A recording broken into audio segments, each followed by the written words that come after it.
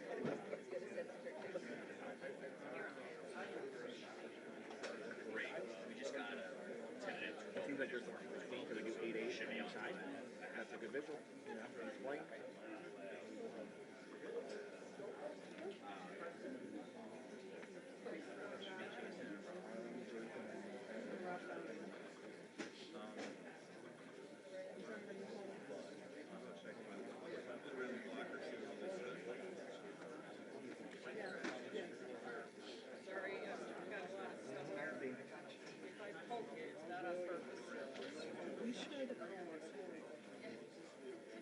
probably, when he gets here, you should probably into the hallway.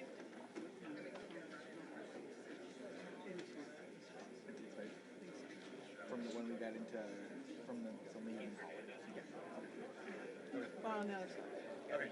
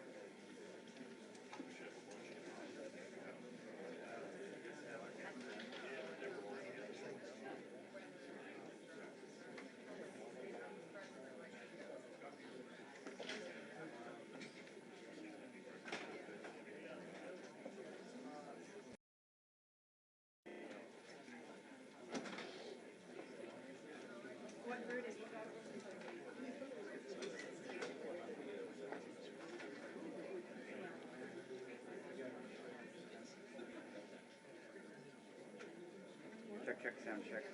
Check, sound check. Check, sound check. I don't think that's gonna matter today. Everything good? We're gonna get started soon. Like, Hey, Al.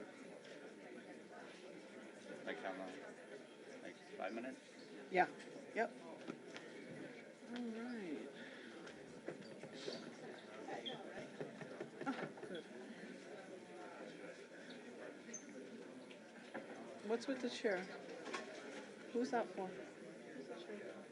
She can sit there. She can sit there. We're not putting a chair up in the front. No. No, I know. We're not putting a chair up in the front. No, just have it.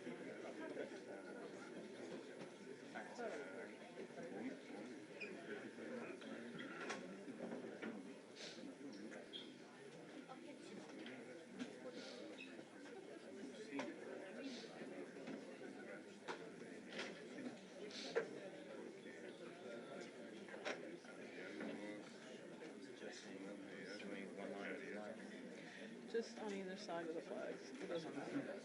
No one line. Okay.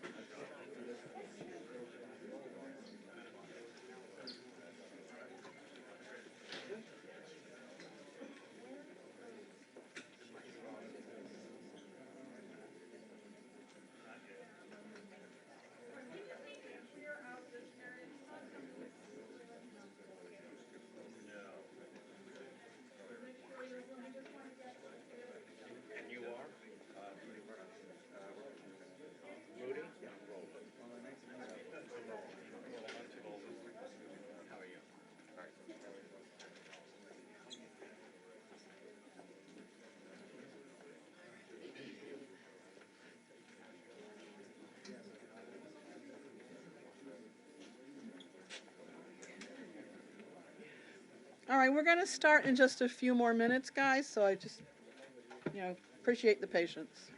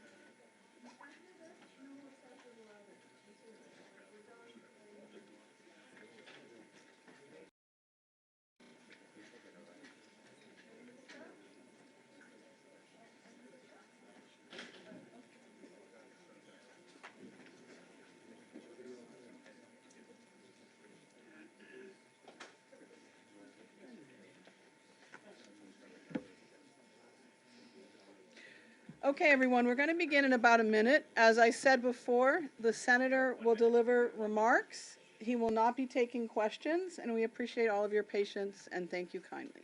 Okay? So you will not? He will not be taking questions. Okay? We know there's a number of reporters here as well from the Spanish press, so we anticipate he will say a few words in Spanish as well. Okay?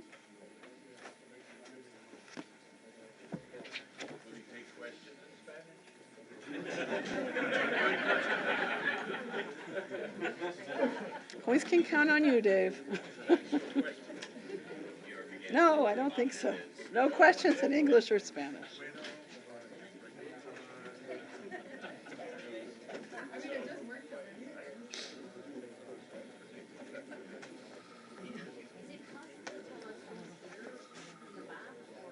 It'll be, you'll know.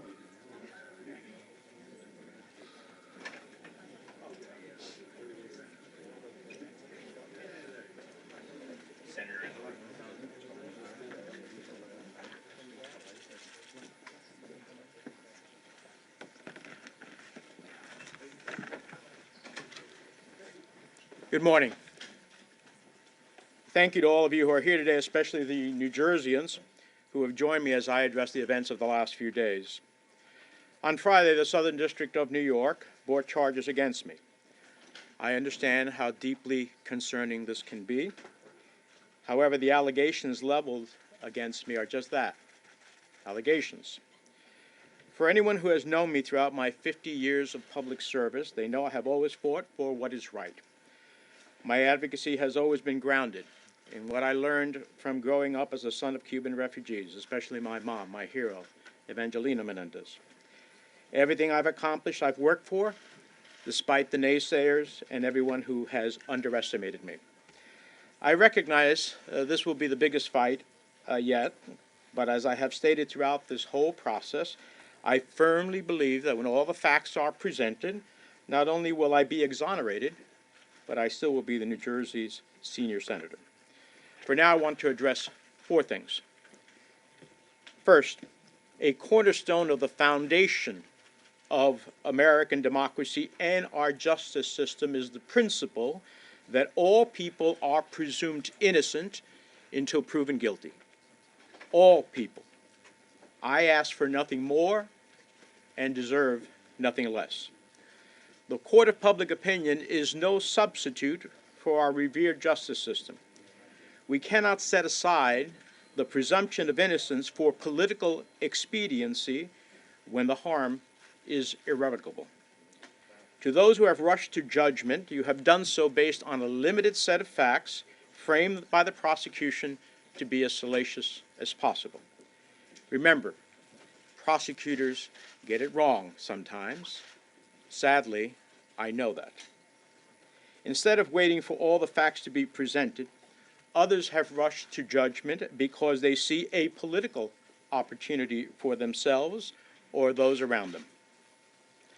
All I humbly ask for in this moment, in my colleagues in Congress, the elected leaders, and the advocates of New Jersey that I have worked with for years, as well as each person who calls New Jersey home, is to pause and allow for all the facts to be presented. Second, my long record on Egypt. One fact is indisputable. Throughout my time in Congress, I have remained steadfast on the side of civil society and human rights defenders in Egypt and everywhere else in the world. If you look at my actions related to Egypt during the period described in this indictment and throughout my whole career, my record is clear and consistent in holding Egypt accountable for its unjust detention of American citizens and others, its human rights abuses, its deepening relationship with Russia, and efforts that have eroded the independence of the nation's judiciary, among a myriad of concerns. In 2017, I led a bipartisan letter to then-President Trump expressing grave concern with the worsening situation for human rights and civil society in Egypt.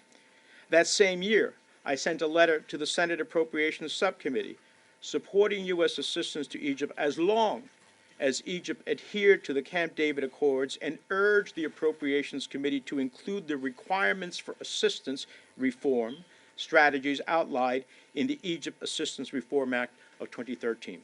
In 2018, I urged Secretary Tillerson to focus more on human rights issues in Egypt and raised concerns that the electoral environment ahead of Egypt's elections at the time was not free, fair, and credible. In 2019, I met with President el-Sisi at the Munich Security Conference and emphasized the level of repression inside of Egypt, risking eroding our security cooperation and raising concerns about Egypt's intent to purchase a Russian missile system. In 2020, I spoke on the Senate floor for International Women's Day and cited the cases of Marinor El-Masri, a human rights lawyer, and Ezra Abdel Fattah, a human rights activist and reporter who were unjustly detained in Egypt for fighting for human rights, democracy, and a free press.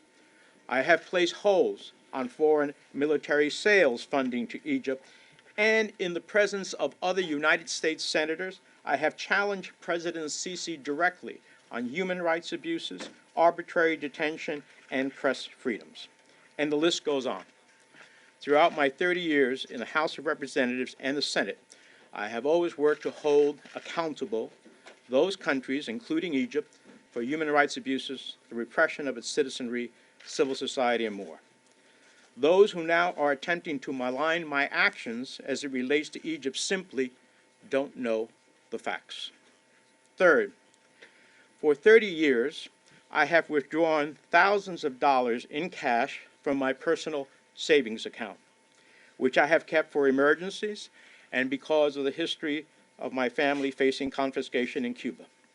Now, this may seem old-fashioned, but these were monies drawn from my personal savings account based on the income that I have lawfully derived over those 30 years. I look forward to addressing other issues at trial.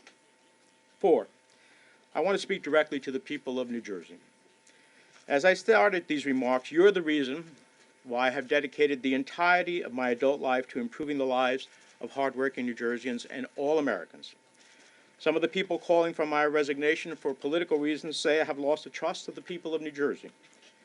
That couldn't be more wrong. Today I'm surrounded by everyday people and constituents who know me. They are here because I fought for important health care policies like the Affordable Care Act, access to reproductive health care, funding for community health centers, and lowering the cost of prescription drugs. They are here because I have fought for working people, those who work 5 to 9, to support those working from 9 to 5. I've always advocated for the right of workers to organize for better wages and working conditions, and have been a staunch supporter of delivering critical services like affordable child care to better support working families. They are here because when New Jersey was in the darkest days following Superstorm Sandy, I never relented in making sure that New Jerseyans were made whole and had the resources to rebuild stronger and more resilient than before. They are here because during the worst pandemic in a century, I went to bat for small business owners throughout the state to ensure they could keep their doors open and their employees on the payroll. They are here because when state and local governments were faced with excruciating decision of having to lay off front officers and firefighters during the pandemic, I delivered billions in federal funding and investments to keep our state, cities, and towns and hospitals afloat. They are here because throughout my career, and some may not have liked the positions I've taken, I have stood against authoritarian regimes in Iran and its desire to achieve nuclear weapons, or Cuba and its dictatorship, or authoritarianism in Turkey, Venezuela, Russia, and wherever in the world where human rights and democracy have been threatened. And they are here because I have made it my life's work about protecting refugees and immigrants who come to our shores seeking a better future for their children, just as my family did. They are here because during the past 30 years, I have fought tooth and nail so New Jersey would receive critical infrastructure funding and fought against the forces that tried to dismantle the Gateway Project. They are here because since my earliest days in Congress, I have repeatedly stood up to the gun lobby to stop illegal firearms from claiming too many lives and destroying communities. They are here because when tragedy struck one of New Jersey's federal judges, I made a promise that I would not stop until I passed a law to better protect the dedicated public servants in the judiciary. And last year, I delivered passing legislation signed into law by the President that will better protect judges and their families. And they are here because I never gave up on delivering justice for 9/11 families, especially the widows and children of those killed who were previously and unfairly excluded from the U.S. victims of state-sponsored terrorism. And in December, working with others, I delivered billions of dollars in long overdue federal relief to that community and other U.S. victims of terror. They are here because when other members of Congress wanted to turn their backs on our veterans and not pass the PACT Act to provide health care for our veterans who were exposed to toxic burn pits, I was there. And they are here because I successfully passed legislation to better serve World War II vets as well as those suffering from Gulf War illnesses. For now, I remain focused on continuing to do the important work I do every day on behalf of the 9 million people who call New Jersey home, including doing everything we can this week to avoid a government shutdown, deliver critical funding for states affected by catastrophic natural disasters, and ensure the people of Ukraine have everything they need to defeat Putin. And I'll return to Washington this week to do exactly that. Now, let me just say a few words in Spanish. Buenos días. Gracias a todos los que están aquí, especialmente los residentes de New Jersey que me acompañan hoy mientras realizo comentarios sobre los eventos de los últimos días. El viernes, el Distrito Sur de Nueva York presentó cargos en mi contra. Entiendo que estos cargos son serios, pero las alegaciones presentadas en contra de mí son eso solamente, alegaciones. Cualquier persona que me ha conocido a lo largo de mis 50 años de servicio público sabe que siempre he luchado por lo que es justo. Mi trabajo siempre se ha centrado en lo que aprendí en crecer como hijo de refugiados cubanos, especialmente de mi madre, mi heroína Evangelina. He trabajado para alcanzar todos mis logros, a pesar de los detractores y todos los que me han subestimado. Reconozco la gravedad de este momento y que esta será mi mayor batalla hasta hoy en día. Pero como he dicho a lo largo de todo este proceso, creo firmemente que cuando se presentan todos los hechos, no solo seré exonerado, sino seguiré siendo el senador federal de New Jersey. Por ahora quiero abordar 4 cosas. En primer lugar, una piedra angular de la fundación de la democracia estadounidense y del sistema judicial es el principio de que todas las personas se presumen inocentes hasta que se demuestre su culpabilidad. Todas las personas. No pido nada más ni merezco nada menos. La Corte de la Opinión Pública no es sustituto de nuestro venerado sistema de justicia. Para aquellos que se han apresurado a juzgarme, le han hecho basado en conjunto limitado de hechos enmarcados por la Fiscalía para que sean lo más provocativos posible. Recuerden, Los fiscales a veces se equivocan. Por desgracia, yo sé eso de primera mano. En lugar de esperar a que se presentan todos los hechos, otros se han apresurado a juzgarme porque ven una oportunidad política para sí mismos y para quienes lo rodean. Todo lo que pido humildemente en este momento a mis colegas en New Jersey, a los líderes electos, a los activistas de nuestro estado, a cada persona que llama a New Jersey su casa, es hacer pausa y permitir que se presentan todos los hechos. Todo lo que pido humildemente es actualmente a mis colegas en el Congreso, a los líderes de nuestro estado, que eso puede pasar. En segundo, quiero hablar de mi larga historia con relación a Egipto. Un hecho es indiscutible. Durante todo el tiempo que llevo en el Congreso, me he mantenido firme al lado de la sociedad civil y los defensores de los derechos humanos en Egipto y cualquier otra parte del mundo.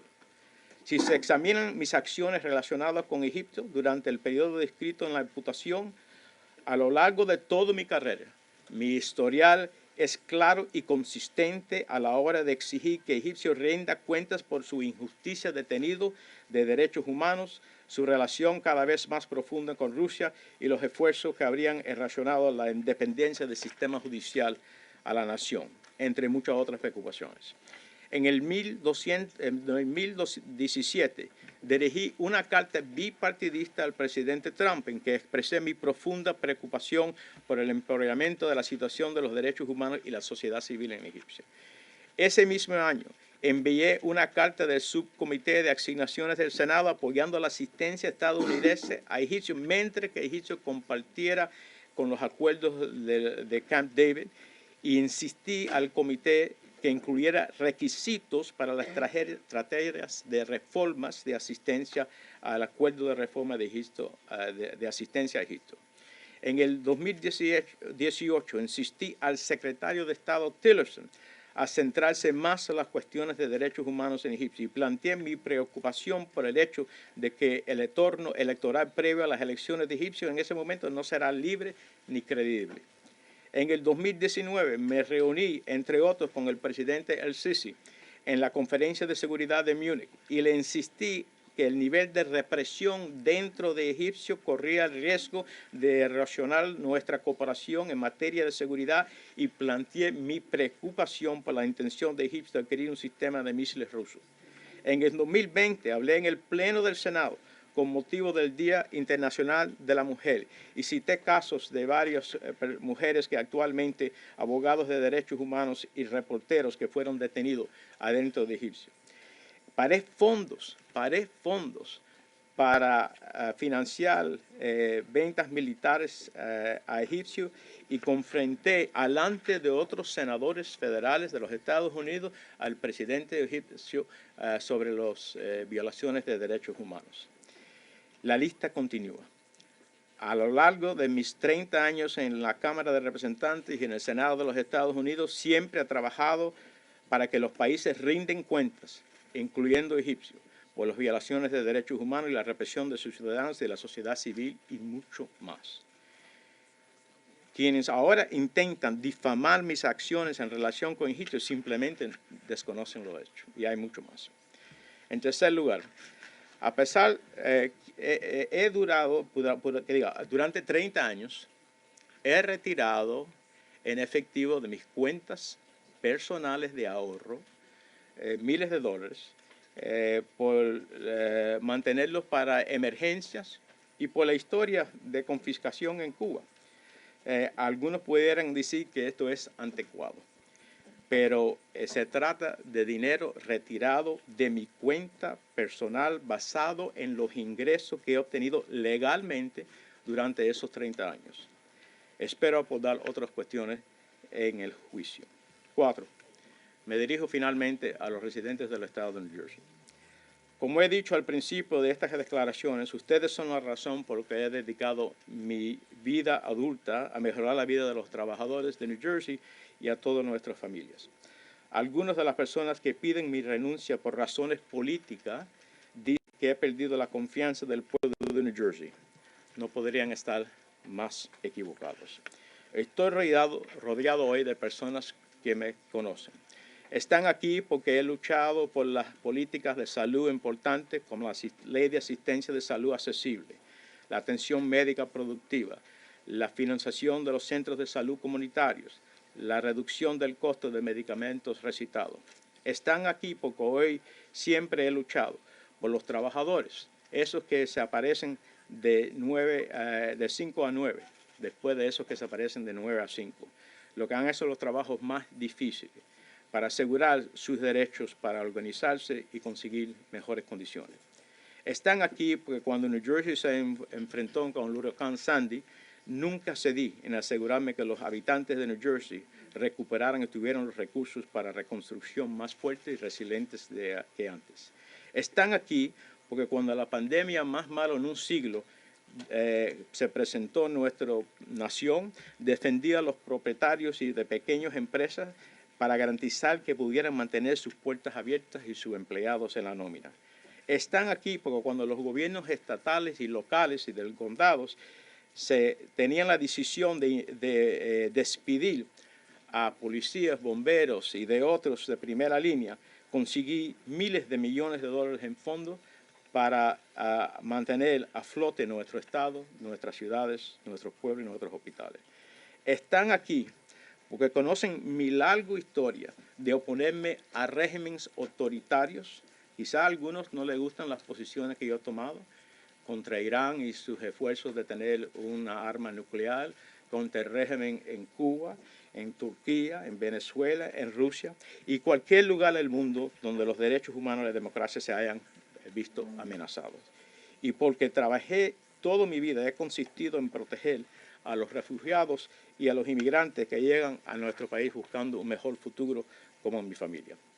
Están aquí porque durante más de 30 años en el Congreso luché con uñas y dientes para que New Jersey recibiera fondos para la infraestructura críticas para nuestro futuro. Están aquí porque desde los primeros días en el Congreso he enfrentado repetidamente al lobby de las armas para impedir que las armas de fuego ilegales cubrieran demasiadas vidas y destruían comunidades. Y están aquí porque hoy, cuando una tragedia global a uno de los jueces federales de New Jersey prometió que no me detendría hasta aprobar una ley que protegiera mejor a los dedicados servidores públicos de nuestro Poder Judicial. Y el año pasado cumplí con esa promesa, aprobando una ley promulgada por el presidente que proteja mejor a nuestros jueces y sus familias. Y están aquí porque cuando las familias del 11 de septiembre que perdieron sus queridos seres familiares no le dieron los fondos necesarios que actualmente se merecían, yo luché y conseguí que miles de millones de dólares en ayudas federales legalmente esperadas a esa comunidad fueran actualmente otorgadas. Así que esto es lo que es nuestra historia. Por ahora sigo centrado en continuación haciendo el importante trabajo que hago todos los días en nombre de los 9 millones de personas que consideran New Jersey su hogar, incluyendo hacer todo lo posible esta semana para evitar un cierre de gobierno, entregar fondos críticos para los lugares afectados por desastres naturales y asegurar que el pueblo de Ucrania tenga todo lo que necesita para derrotar a Putin. Nunca he malversado mi promesa y mi obligación al pueblo. Volveré a Washington esta semana para hacer exactamente eso. Thank you very much. Are you running for the election? Are you running for the election? Senator!